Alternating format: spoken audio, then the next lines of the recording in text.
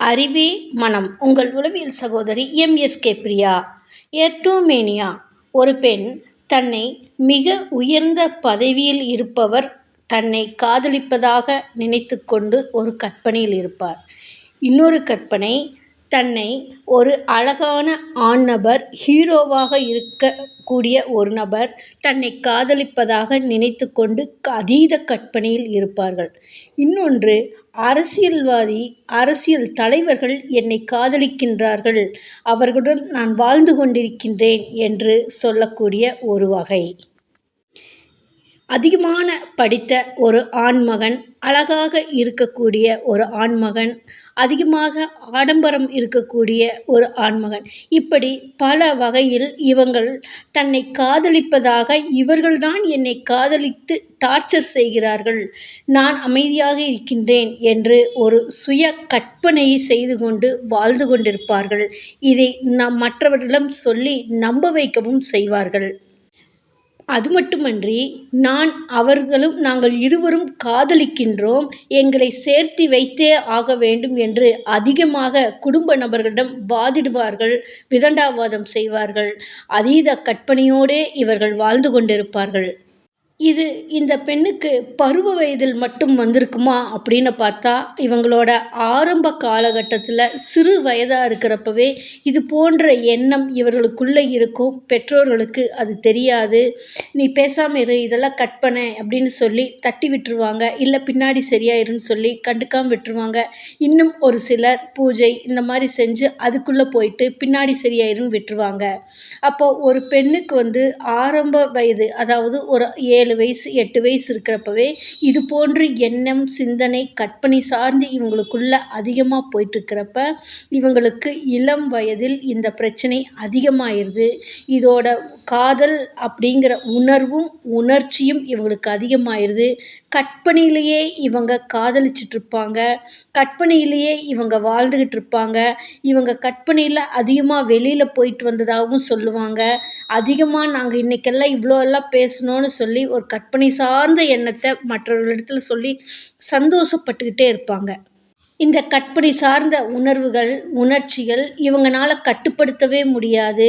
ஒரு சினிமாவோ, ஒரு பாடலோ, ஒரு நாடகமோ பார்த்தா கூட தன்னை அந்த கதாபாத்திரமாக நினச்சிக்கிட்டு அந்த கதாநாயகனையும் லவ் பண்ணுறதா சொல்லி, நானும் அவரும் லவ் பண்ணுறோம், நேற்று கூட ஃபோனில் பேசணும்னு சொல்லி ஒரு சிலர் சொல்லுவாங்க. இந்த மாதிரி இவங்களோட எண்ணம் சிந்தனைக்கு அப்பால் சிந்திச்சு சிந்திச்சு இவங்களோட எண்ணம், சிந்தனை எல்லாமே அதுக்குள்ளே மட்டும்தான் போயிட்டுருக்கும். அதனால் இவங்க இயல்பு நிலையில் இருக்க முடியாது. பெற்றோர்களிடத்தில் அதிகமாக கோவப்படுவாங்க, தன்னை பிரம்மாண்டப்படுத்தி காமிச்சுக்குவாங்க, பெற்றோர்களை துன்பப்படுத்துவாங்க. இவங்கனால அன்றாட வேலைகள் இயல்பான முறையில் எதுவுமே செய்ய முடியாது. அது மட்டும் இல்லாமல் இவங்களோட உணர்ச்சிகளும் உணர்வுகளும் அதீத இந்த கற்பனையிலேயே செயல்பட்டுக்கிட்டு இருக்கிறனால இவங்களோட இயல்பான அன்றாட வாழ்க்கையும் கூட செய்ய முடியாது. குளிக்க போனால் 1 மணி நேரம் ஆகும், சாப்பிட்றதுக்கு சொன்னால் கோவப்படுவாங்க, இவங்களுக்கு பிடித்த உணவு மட்டும்தான் சாப்பிடுவாங்க. இந்த மாதிரி இவங்களோட நடத்தையில் பல மாறுபாடுகளும் வேறுபாடுகளும் ஏற்படுறப்ப பெற்றோர்கள் இவங்களோட திருமண வயது வர்றப்ப தான் அதிகமான கவலையும் வருத்தமும் வேதனையும் படுறாங்க. அப்போ இவங்களுக்கு மருந்து கொடுத்தா சரியாகுமான, இவங்களோட சிந்தனையை நிறுத்த முடியாது, கற்பனையை நிறுத்த முடியாது. அப்போ இதுக்கு உளவியல் ரீதியாக, ஏன்னா இது மனம் சார்ந்தது, இவங்களோட அறிவு பதிவு தான் மனம். அதைத்தான் நாங்கள் எங்கள் எம்எஸ்கே உளவியல் கோட்பாட்டில் சொல்கிறோம், அறிவே மனம்னா. இப்போ இவங்க எத்தனை வருஷமாக இந்த அறிவு சார்ந்து, கற்பனை சார்ந்து, எண்ணம் சார்ந்து, சிந்தனை சார்ந்து மனசுக்குள்ளே சேகரித்து வச்சு செயல்பட்டுக்கிட்டு இருக்கிறாங்களோ, அந்த அறிவில் தான் இவங்க மனசு இயங்கிட்டு இருக்கும். அப்போ இன்னைக்கு போய் நீங்கள் மாற்று, இப்படியெல்லாம் இருக்காத அப்படின்னு சொன்னால் அவங்களால அது முடியாது. அப்போ இதுக்கு உளவியல் ரீதியான ஒரு வழிகாட்டுதல் சிகிச்சை தான் தேவைப்படும். மெதுவாக இவங்ககிட்ட இவங்களோட ப்ராப்ளத்தை இவங்க டிஸ்கஸ் பண்ணுறப்ப இந்த உணர்வு சார்ந்தது, உணர்ச்சி சார்ந்தது, எண்ணம் சார்ந்தது, சிந்தனை சார்ந்தது, இதெல்லாம் நாங்கள் பகுப்பாய்வு செய்து இதை பிரித்து பார்த்து செயல்படுறதுக்கான வழிகளை உருவாக்கி அவங்கள அந்த வழியில் செயல்பட வைக்கிறப்ப அவங்க கொஞ்சம் கொஞ்சம் கொஞ்சமாக இயல்பு நிலைக்கு வர முடியும். அப்போ இது ஒரே நாளையில் சரியாயிடுமா அப்படின்னா, சாதாரண சளி காய்ச்சலுக்கு ஒரு நாள் போதும், அல்லது சாதாரண சளி காய்ச்சலுக்கு 7 நாள் மருந்து சாப்பிட்டா சரியாகும்.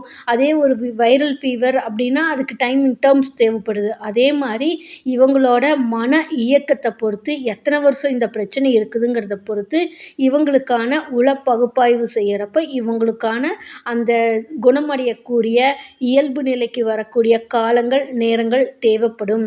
அப்போ இவங்ககிட்ட அட்வைஸ் பண்ணால் சரியாகுமா, இல்லை கவுன்சிலிங் கொடுத்தா சரியாகுமா, உட்கார வச்சு கிளாஸ் எடுத்தால் சரியாகுமா அப்படின்னா, நீங்கள் பண்ணாத அட்வைஸும் ஆறுதலும் நாங்கள் கொடுக்க போகிறதில்ல.